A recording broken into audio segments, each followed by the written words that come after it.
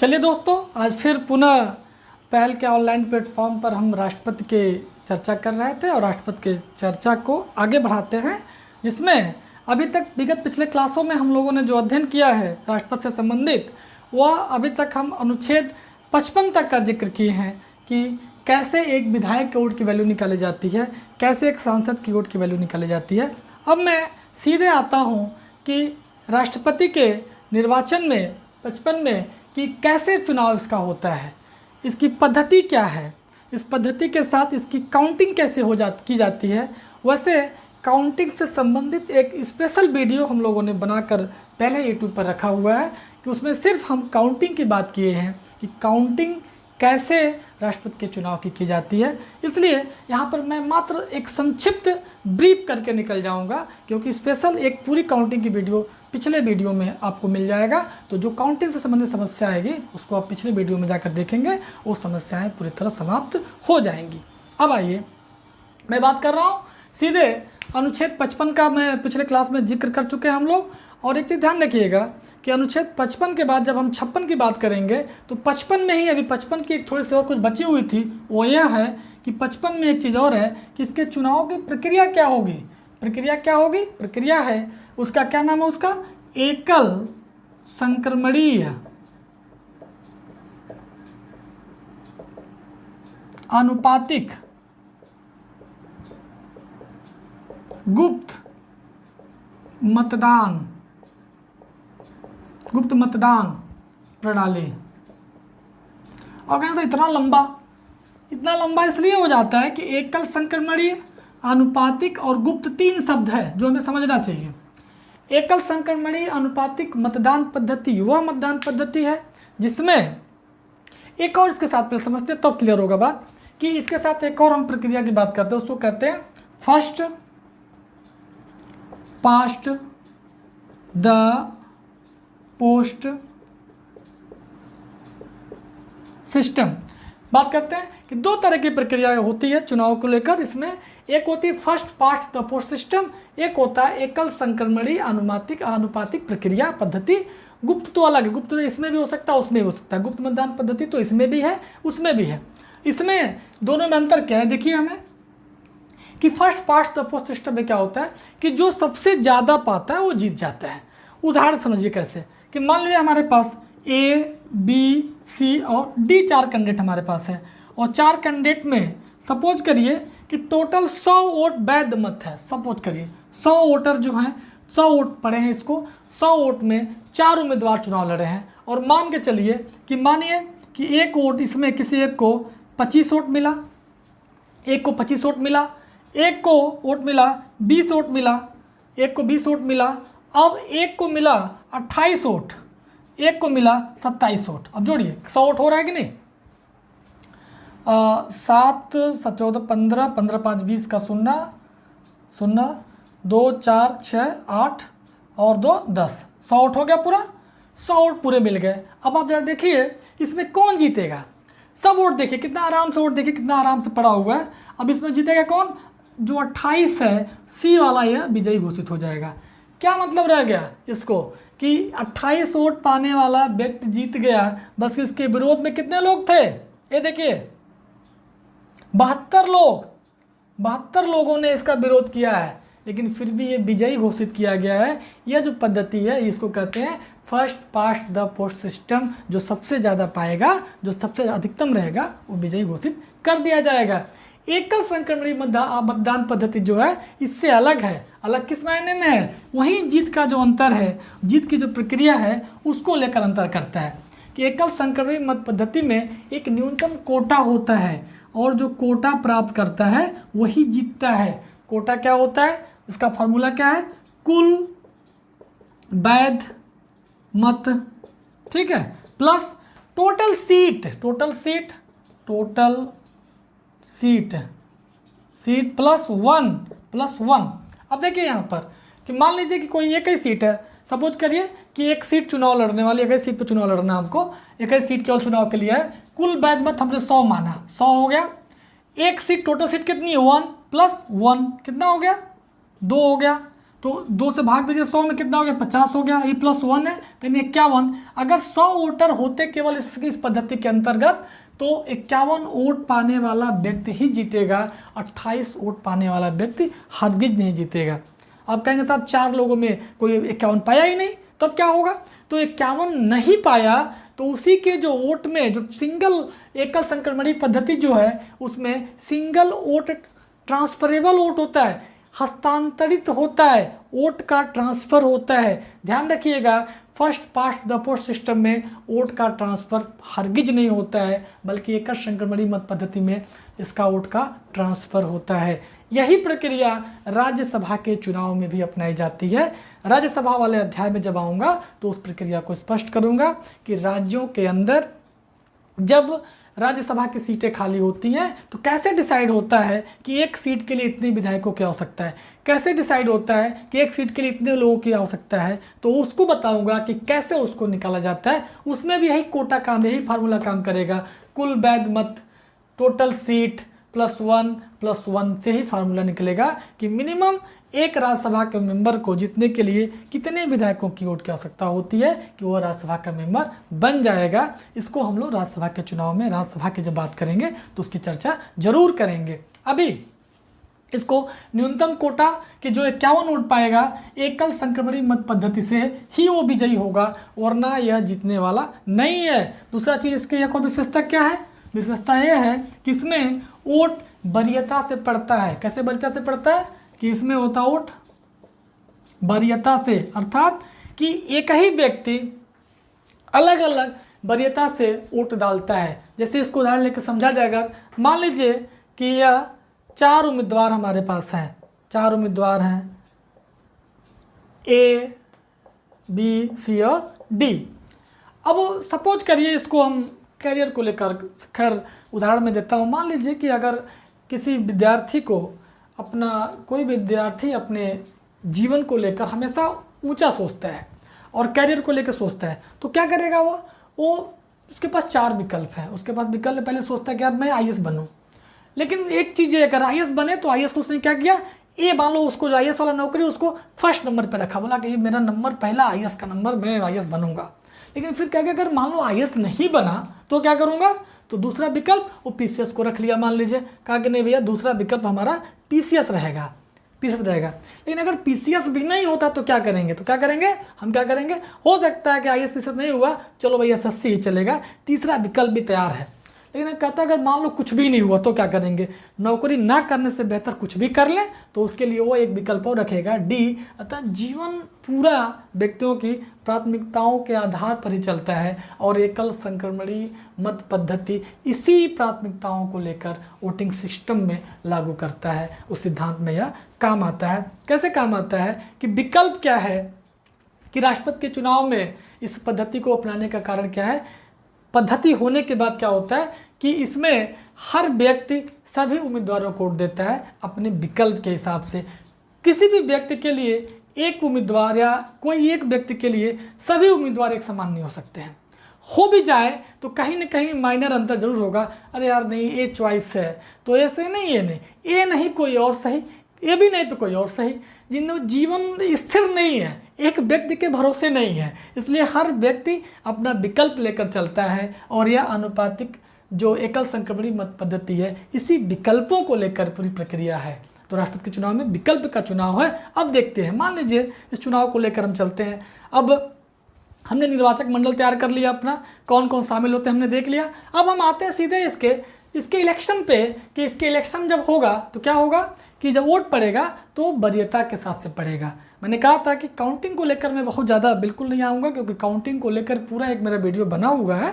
तो काउंटिंग में थोड़ी जटिलताएं हैं, वो आप उस वीडियो में आप देख सकते हैं। तो यहाँ पर क्या होगा, वोटिंग जो होगी वह वरीयता से होगी।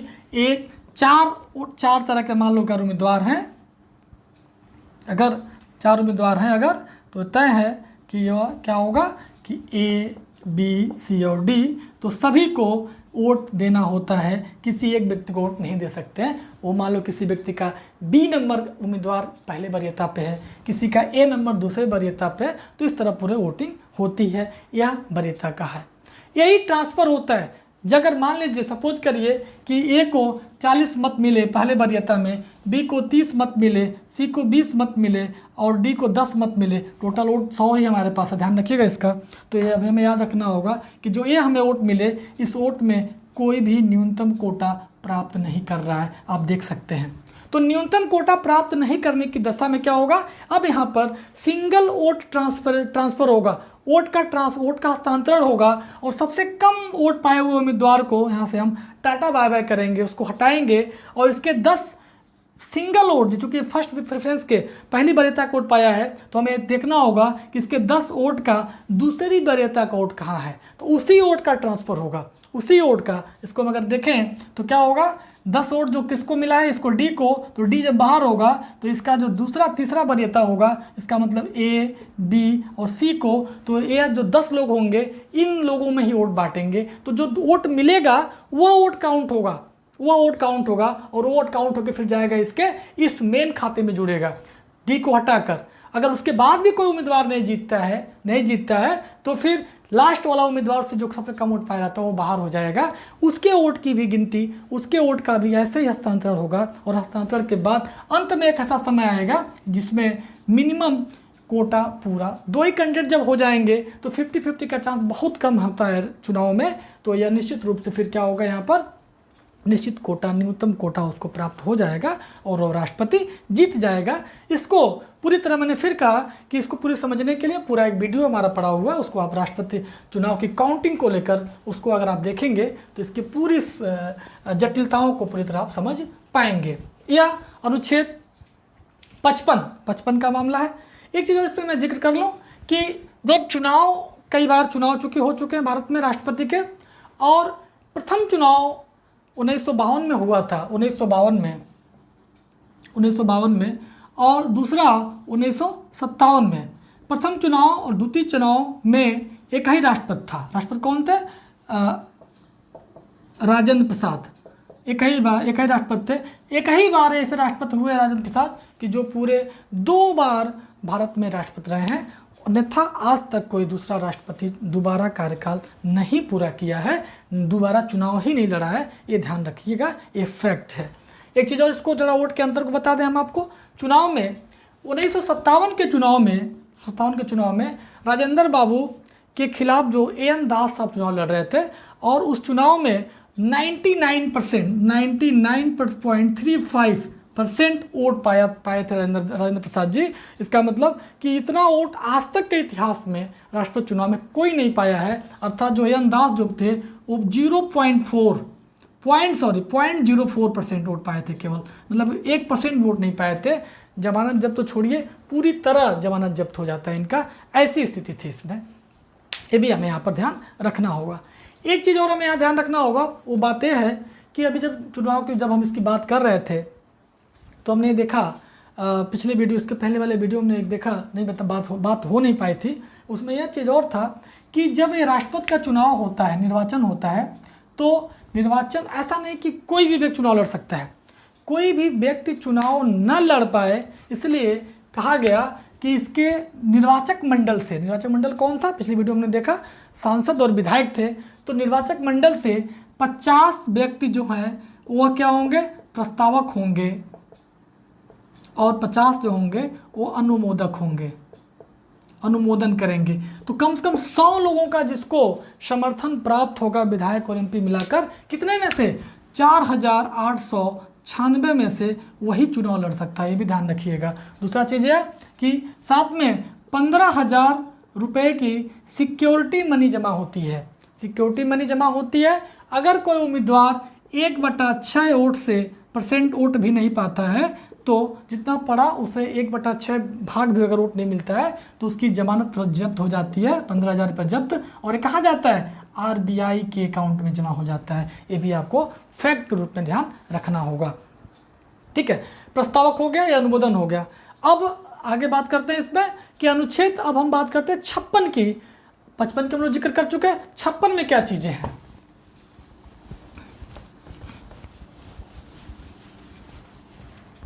अनुच्छेद 56 में हमें देखना होगा, अनुच्छेद 56 में हमें बात करेंगे कि अनुच्छेद 56 में देखिए क्या है कि इसमें राष्ट्रपति के कार्यकाल से संबंधित वर्ष का जिक्र किया गया है कि राष्ट्रपति का जो पदावधि होगा वो क्या होगा, 5 वर्ष होगा। 5 वर्ष राष्ट्रपति की कार्यावधि फिक्स है, लेकिन उसके बीच में भी अगर हट जाए, कैसे हटेगा, अगर राष्ट्रपति त्यागपत्र दे देता है, मान लीजिए कि राष्ट्रपति त्यागपत्र दे दे, राष्ट्रपति की मृत्यु हो जाए, तो इस स्थिति में क्या होगा। तो ध्यान रखिएगा कि राष्ट्रपति 3 तरीके से, उसको 56 एक जिक्र करता है कि 3 तरीके से राष्ट्रपति हट सकता है, उसका कार्यकाल फिक्स है 5 वर्ष, लेकिन कैसे हटेगा, एक तो त्यागपत्र, दूसरा मृत्यु, तीसरा जो है वो है महाभियोग, तीसरा क्या है, महाभियोग। यानी 3 तरीके से राष्ट्रपति हट सकता है। अब जो महाभियोग होगा ये अनुच्छेद 61 में इसका पूरा हम जिक्र करेंगे। महाभियोग पर एक अलग से हम वीडियो बनाएंगे, क्योंकि महाभियोग की प्रक्रिया को समझना जरूरी है। तो इसको अब किनारे करते हुए नहीं बात करेंगे इस पर। त्यागपत्र किसको देगा, ये त्यागपत्र जब भी देगा ये हमेशा उपराष्ट्रपति के संबोधन करते हुए यह त्यागपत्र अपना सौंपेगा। मृत्यु पे कोई मतलब नहीं है, लेकिन उपराष्ट्रपति को जैसे त्यागपत्र देगा, उपराष्ट्रपति की जिम्मेदारी बनती है कि सबसे पहले किसको सूचना देगा, सबसे पहले जो सूचना देगा उपराष्ट्रपति वो किसको देगा, ये देगा लोकसभा के स्पीकर को। क्यों देगा स्पीकर को, क्योंकि लोकसभा जनप्रतिनिधियों की सभा है। ध्यान रखिएगा, राज्यसभा चूंकि उपराष्ट्रपति क्या होता है, राज्यसभा का पदेन अधिकारी, सभापति तो ऑलरेडी होता ही होता है। तो क्या होगा कि उपराष्ट्रपति पदेन होता है, इसका मतलब कि राज्यसभा को जानकारी हो गई। अब लोकसभा के अध्यक्ष को इसलिए स्पीकर को सूचना देना पड़ेगा उसको कि लोकसभा मेनली जो है मुख्य रूप से ये जनता की प्रतिनिधि है, जनप्रतिनिधियों की सभा है, इसलिए उसको सूचना देना उपराष्ट्रपति की जिम्मेदारी है। यह संविधान के इस अनुच्छेद में स्पष्ट रूप से लिखा गया है, ये भी ध्यान रखिएगा। अब आइए बात करते हैं अनुच्छेद 56 की बात करते हैं। 56 हो गया, 57 की बात करते हैं कि 57 में क्या कहा हुआ है। 57 की अगर हम बात करें, 57 में क्या कहा गया, 57 में क्या ऐसी बात का चर्चा किया गया। तो 57 में कहा गया है कि पुनर्निर्वाचन की बात कही गई है। पुनर्निर्वाचन की राष्ट्रपति के पुनर्निर्वाचन पे कोई प्रतिबंध नहीं है, कोई प्रतिबंध नहीं है। मतलब कि राष्ट्रपति कई बार चुनाव लड़ सकता है, हालांकि एक परंपरा के रूप में हमारे यहाँ राष्ट्रपति एक ही बार चुनाव लड़ता है। एक बार ऐसा हुआ था, मैंने शुरू में भी जिक्र किया था कि 1952 में राजेंद्र प्रसाद चुनाव जीतने के बाद 57 में दोबारा राष्ट्रपति बने। हालांकि एक जो कहानी है इसकी, ये पता चला, सुनने में आया कि उस समय जो तत्कालीन प्रधानमंत्री थे पंडित नेहरू, वह बिल्कुल नहीं चाहते थे कि राजेंद्र बाबू दोबारा राष्ट्रपति बने। उन्होंने उसका विरोध भी किया, लेकिन अंततः राजेंद्र बाबू ने अपनी इच्छा जाहिर की कि मैं दोबारा राष्ट्रपति बनना चाहता हूं। अब चूंकि संविधान सभा के अध्यक्ष रहे और आज़ादी की लड़ाई से उनका योगदान रहा, तो कांग्रेस पार्टी का जो संगठन था उसको इग्नोर नहीं कर पाई और अंततः बाद में उनको ये मौका दिया गया कि चलो भाई आप चुनाव लड़ लीजिए, आपको चुनाव का मौका दे दिया जाता है। इसका जिक्र बाद में किया गया। पंडित नेहरू को जब दोबारा मौका कांग्रेस संगठन ने दे दिया, लेकिन जैसे वो राष्ट्रपति बने तो लोकसभा में एक कांग्रेस के ही एक मेंबर ने प्राइवेट बिल पेश किया, और प्राइवेट बिल का मतलब ये था कि वो उसमें यही था कि राष्ट्रपति दोबारा चुनाव नहीं लड़ सके। लेकिन जैसे इसकी पता तत्कालीन राष्ट्रपति राजेंद्र प्रसाद जी को पता चला, तो उन्होंने तुरंत वहाँ से घोषणा किया कि भाई मैं अब चुनाव नहीं लड़ूंगा, इस बिल की आवश्यकता नहीं है, और बिल को वापस ले लिया। जो प्राइवेट मेंबर ने बिल लाया था संसद में, वो वापस ले लिए। इसका मतलब कि कानून के रूप में यह बिल्कुल कहीं प्रतिबंध नहीं लगाया कि राष्ट्रपति कितनी बार चुनाव लड़ेगा। लेकिन जब राजेंद्र प्रसाद ने खुद घोषणा कर दिया कि हम तीसरी बार चुनाव नहीं लड़ेंगे, इसको अंतिम बार मेरी इच्छा थी इसलिए मैंने चुनाव लड़ा, अब मुझे नहीं लड़ना है, तो नेहरू जी ने उसको जो बिल दिया गया रखा गया था संसद में, उसको वापस दिलवा दिया गया। और तब से एक परंपरा बन गई कि कोई भी राष्ट्रपति पुनर्निर्वाचन में शामिल नहीं होता है। तो ध्यान रखिए, यह अनुच्छेद 57 कोई रोक नहीं लगाता है, फिर भी हमें यह कोई व्यक्ति चुनाव दोबारा नहीं लड़ा, यह परंपरा के रूप में एक विकसित हो चुकी है। ये भी ध्यान रखना होगा। ये संविधान में कहीं इसका जिक्र नहीं है कि एक राष्ट्रपति दोबारा राष्ट्रपति नहीं बन सकता, वो तो साफ पुनर्निर्वाचन की बात करता है अनुच्छेद 57। अब आगे अनुच्छेद 58 की अगर हम बात करें तो अनुच्छेद 58 में क्या है, 58, 59, 60 3 की बात हम लोग कर लें तो आज 58 अनुच्छेद 58 जो है वो कहता है कि इसकी अर्हताएं क्या है या इसकी योग्यताएं क्या हैं।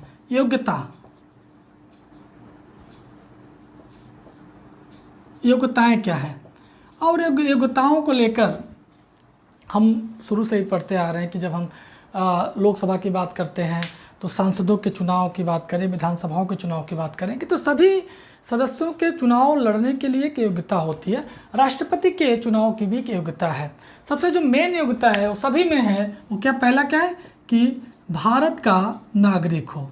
अब ध्यान रखिएगा कि नागरिक शब्द जो है इसका मतलब ये हुआ कि भारत का नागरिक का मतलब कि वो भारत का नागरिक चाहे किसी भी प्रक्रिया से हो, अगर वो भारत का नागरिक है तो वह राष्ट्रपति बन सकता है, चुनाव में हिस्सा ले सकता है। जैसे अमेरिका का उदाहरण अगर हम यहाँ पर लें तो देखेंगे कि अमेरिका में राष्ट्रपति का चुनाव लड़ने के लिए नागरिक होना ही आवश्यक नहीं है, बल्कि अमेरिका में मूल रूप से उसका जन्म लेना भी अति आवश्यक है। अगर वो अमेरिका का मूल जन्म से निवासी है तब जाकर वो चुनाव लड़ सकता है। हो सकता है कि अमेरिका में जन्म लिया हो, किसी दूसरे देश की नागरिकता ले ली हो, फिर जाकर नागरिकता ले ली हो तो वो चुनाव लड़ सकता है। लेकिन अगर एक कहिए कि कोई भारत का व्यक्ति भारत में जन्मा हो और अमेरिका में जन्म के बाद ही पहुंच गया हो और नागरिकता ले लिया हो और वो कभी राष्ट्रपति का चुनाव लड़ना चाहता है तो निश्चित रूप से वह चुनाव नहीं लड़ पाएगा। भारत में ऐसा कोई प्रतिबंध नहीं है, यह हमको ध्यान रखना होगा, पहला चीज़। दूसरा चीज़ है कि जिसकी उम्र 35 वर्ष से कम नहीं होना चाहिए। ध्यान रखिए, कम की बात कर रहा हूँ।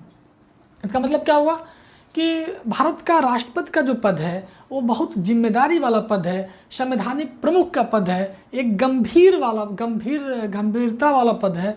तो एक माना गया कि 35 साल से ऊपर का व्यक्ति इसमें अगर आए तो कुछ कम से कम वो अपने सोच के स्तर पर, अपने माइंड के स्तर पर वह क्या होगा, थोड़ा गंभीर होगा, वह एक व्यवहारिक रूप से किसी चीज़ को जानता होगा। 35 साल का उम्र इसलिए मिनिमम रखिएगा, ध्यान रखिएगा। अधिकतम उम्र की कोई सीमा नहीं है, 95 साल 100 साल वाला भी चुनाव लड़ सकता है, लेकिन मिनिमम उम्र 35 साल से कम की नहीं होनी चाहिए, ये भी इसमें कहा गया है। तीसरा चीज़ का क्या है कि लोकसभा के सदस्य की योग्यता रखता हो, लोकसभा सदस्य को कि चुनाव लड़ने की योग्यता रखता हो, कि और सारी बातें लोकसभा के चुनाव में, जैसे पागल ना हो, दिवालिया ना हो, जो बातें हैं जो लोकसभा के सदस्य जो योग्यता रखता है वो सारी योग्यताएं भी राष्ट्रपति को रखनी होती है, वो चुनाव लड़ सकता है। और सबसे जो मुख्य इसमें है वो है लाभ का पद, लाभ के पद पर काम न कर रहा होगा। लाभ के पद पर काम न कर रहा हो। अब देखिए लाभ का पद क्या है, लाभ के पद को संविधान ने बहुत ज़्यादा डिफाइन नहीं किया है, लेकिन कुछ बातों को संविधान ने कहा है। वो कहा है कि कौन कौन सा लाभ का पद नहीं होगा। अगर कोई व्यक्ति राष्ट्रपति है, चुनाव लड़े दोबारा, वो लाभ का पद नहीं माना जाएगा। कोई व्यक्ति उपराष्ट्रपति है, चुनाव लड़े, लाभ का पद नहीं माना जाएगा। कोई व्यक्ति प्रधानमंत्री है, चुनाव लड़े, लाभ का पद नहीं माना जाएगा। कोई व्यक्ति मंत्री है और चुनाव लड़े तो भी यह लाभ का पद नहीं माना जाएगा, यह हमें यहाँ पर ध्यान रखना होगा। ऐसे व्यक्ति लाभ के पद के अंतर्गत नहीं आते हैं, बल्कि और जब मुझे लगता है कि अगर लाभ के पद की व्याख्या किया जाए तो लाभ का पद जो सरकारी कर्मचारी हो, जो ब्यूरोक्रेट्स हो, मुझे लगता है कि वही इसमें शामिल होंगे लाभ के पद पर। अन्यथा अन्य मंत्री बनना, पीएम बनना, और एक चीज़ और इसमें राज्यपाल, अगर राज्यपाल भी कहीं का है तो वह लाभ के पद में अंतर्गत नहीं आता है, यह हमको यहाँ पर ध्यान रखना होगा। अब एक चीज़ और ध्यान रखना होगा हमें इसमें कि जो अभी वर्तमान राष्ट्रपति हमारे रामनाथ कोविंद जी हैं, चूँकि यह उस समय बिहार के राज्यपाल थे और बिहार के राज्यपाल होने के कारण ये चुनाव लड़ सकते थे, क्योंकि राज्यपाल लाभ का पद नहीं है। लेकिन फिर भी चुनाव लड़ने से पहले इन्होंने इस्तीफा दे दिया था, क्योंकि उनको पता था कि राष्ट्रपति बन जाएंगे। क्योंकि राष्ट्रपति के चुनाव में निश्चित रूप से एक राजनीतिक दलों की बहुत भूमिका होती है। वो पहले से सेटिंग हो जाती है, तय हो जाता है कि कौन कौन किसके समर्थन में है, तब जाके ये तय पहले से माना जाता है कि कौन राष्ट्रपति चुनाव जीत जाएगा। अक्सर भारत में चुनाव से पहले हम मान के चलते हैं कि राष्ट्रपति कौन अगला बनने जा रहा है, ये ध्यान रखिएगा। व्यवहारिक पक्ष है, क्या लिखने और सब बस लिखने की आवश्यकता नहीं है, समझने के स्तर पे इसको जानते रहिए। अब आइए एवताओं के बाद हम 58 के बाद हम अनुच्छेद अब क्या करेंगे 59 की बात करने जा रहे हैं। और अनुच्छेद 59 भी इम्पोर्टेंट है शर्तों को लेकर। जो अनुच्छेद 59 है वो क्या है, वह बात करता है शर्तों को लेकर। शर्तें क्या है राष्ट्रपति बनने की, देखिए 59 की बात है शर्तों में क्या है। देखिए शर्त पहला क्या राष्ट्रपति बनने के बाद, कि राष्ट्रपति बनने के बाद वो दोबारा किसी अन्य लाभ के पद को धारण नहीं करेगा। अब इससे बड़ा और क्या होगा, लाभ का पद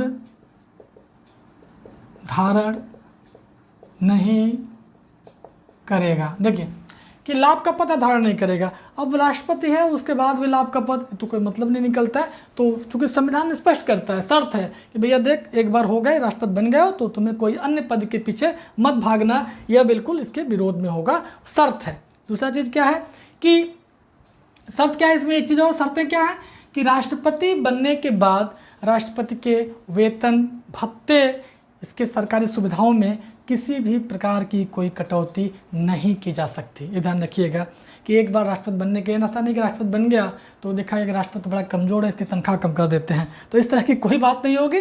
बल्कि राष्ट्रपति बन गया तो सारे चीज़, सारा अधिकार, सारी सुविधाएं उसको राष्ट्रपति पद पर होते रहने की शर्त है कि उसको प्रदान की ही जाएगी, उसमें कोई कटौती नहीं की जा सकती, चाहे वो संसद हो या किसी अन्य संस्थाओं के द्वारा कोई कटौती नहीं की जाएगी। यह हमें यहाँ पर ध्यान रखना होगा।